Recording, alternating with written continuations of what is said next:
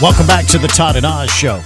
And you could join us at 512-836-0590. These data centers surging in number all across the state, oftentimes in opposition from some local residents, too. State officials are talking about confronting the high cost of serving these data centers and companies while protecting local communities and our resources. Yeah, the Texas Scorecard has a really good write-up on this, the local backlash from all these data centers. Well, there's a lot of uncertainty when it comes to water consumption by these data centers in Texas because they fear that it continues to exacerbate the infrastructure, the droughts, and aquifer concerns. Well, due to the common drought conditions in the state, data collection that reflects the historical water usage is important to ensure water and resources are responsibly allocated. Now, I've learned that most of these, or at least all of them maybe, have what's called a closed-loop system, meaning they recycle their water. They collect it from the rooftop and then use it to filter and keep things cool, I guess. That's what I've always heard. That they have. Is that not true? Have you heard different? Well, I have heard that, but eventually that water does evaporate, and they'll have to add more to it. Oh, and I'm sure they use of course, the more data centers you have, the more water that even if they are using their sort of recycle water, they're going to have to fill up initially. I mean, I can understand those concerns. Maybe not to the degree that they're sucking up brand new water every single day, though. But down the road. There's also high electricity demands from these data centers, contributing to rising cost, and state regulators warn it could lower system stability. Some local government officials, including the Taylor City Council and the Bosque County Commissioners Court, they've given tax incentives to entice data companies to come to the area, despite concerns from the residents. Do they have valid concerns, the residents? I'd love to hear from you at 512-836-0590. They say these deals are offered in hopes of bringing economic prosperity through job creation and property tax revenue after the tax incentive period is over. Yeah, the Texas Scorecard reports the data center company's Crusoe, which is building a facility in Texas, mentioned specialized roles due to require bringing specific expertise from across the nation in a recent press release indicating that not all the jobs will come from local residents. Yeah, 512-836-0590. The Taylor City Council has approved the Blueprint Data Center on land that the city owns. This is near a residential area. And when the land was transferred to a nonprofit in 1999, a deed restriction required it be held in trust for future use of parkland by Williamson County. I kind of think that land should be given back to the family since the city and the county have decided not to do what the family had wished. I agree. And use it as parkland. It's kind of like the city and the county have kind of gone against the deals of this very generous gift from a family, this land. Yeah, I mean, that was the original intent of the land. Yeah. I don't know if there's any family members suing or not, but I don't know if the city's not going to keep up with the terms of their deal. That seems like it should go back to the family somehow. Does make sense. The grandkids or whoever owned it, right? Mm-hmm. Well, the Taylor City Council and the Economic Development Corporation approved a 50% rebate on property taxes for 10 years for each of the three phases of this construction project. It totals about $1 billion. That's what they mentioned during their June 26 council meeting.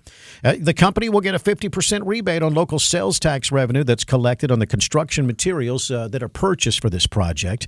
And residents of Taylor have filed a lawsuit against the company, Blueprint, and their parent company.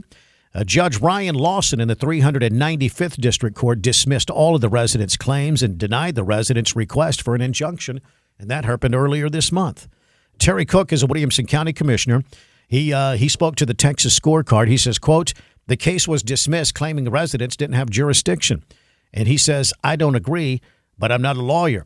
The county is not involved in the approval process for the data center. That's what Connie Odom said, Director of Communications for Williamson County Commissioners. I mean, I see the benefits of these data centers. Counties, cities, they make a lot of money from them. I also understand the concerns. I mean, just because we may have enough water right now doesn't mean that down the road as they're building more, we would continue to have that luxury. And then I think there was an issue in one of the towns around here where there was a company that was looking to build some data centers, and then it kind of came to light that the amount of water that they were going to end up using was not exactly, it was a lot more than, what they'd initially told. Right. So I see both sides of the issue here. The one I don't, the complaint I hear a lot is, well, these things are loud, there's a constant hum, things like that. But we've also heard from a lot of other people that that's not necessarily the case. There are 48 of them in Austin, Texas. Yeah. And nobody's complaining about any one of them. Not really. Not complaining about water, not complaining about electricity, not complaining about noise. You may be living and working near one right now, according to officials. I mean, I would imagine they're probably fairly unassuming buildings. Kevin is in Georgetown this morning on the Todd and Oz Show. Good morning, Kevin.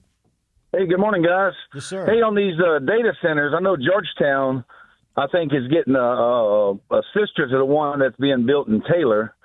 And I think City Council, they've signed a 10-year, 50% property tax abatement. Mm-hmm. And the state, I think, gives most of these data centers a sales tax exemption of 6% state sales tax for 10 years. But my city council person says that for other type of commercial industrial businesses in this areas where they locate, these data centers generate over double the amount of revenue for the city. So, plus there's not a lot of long-term jobs, but the construction jobs and the sales tax impact is huge, And plus with Georgetown having their municipal utility, they're going to sell electricity to it. So that's going to be a big benefit too. But for residents and taxpayers, I mean, our property tax is still going to go up, and our utility rates could go up even more because in the past, Georgetown has had to buy a lot more purchase power contracts to meet these large load users, and then with ERCOT, we had to pay like $50 million during the big ice freeze because of the our solar and wind wasn't generating. Yeah. No, Kevin, you highlight some interesting things there. I mean, according to one expert talking with the Texas Scorecard, quotes, it's impossible to accommodate the growth of AI data centers and maintain grid stability without prices increasing for all customers in a deregulated electricity market like Texas. Yeah, jump in here, 512-836-0590 here on the Todd and Oz Show. We'd love to get your thoughts. We do have that story on our website. I've got it on my LinkedIn page at Todd Jeffries as well. You can share your thoughts. 512-836-0590. The Todd and Oz Show. Advanced Pain Care is proud to announce a fantastic new treatment option to relieve chronic pain. Advanced Pain Care is the first in Central Texas to perform the Optablate BVN procedure. It's a method for targeted relief of chronic pain that's causing that ongoing suffering. And, well, this technology is kind of what they're known for, being at the forefront of the technology in the industry to relieve pain. And they've been doing this since the early 2000s with 21 convenient locations across this area. They specialize in pain management, neurosurgery, opioid stewardship, and behavior health. And it's all about empowering you to reclaim quality of life. In Advanced Pain Care, every treatment is driven by innovation, accuracy, and minimal recovery time. The dedicated staff, they take pride in being able to see patients the same day or the next day. And yes, they do accept your insurance. Compassionate providers that you can trust. Call 512-244-4272. That's 512-244-4272 and online at austinpaindoctor.com. austinpaindoctor.com.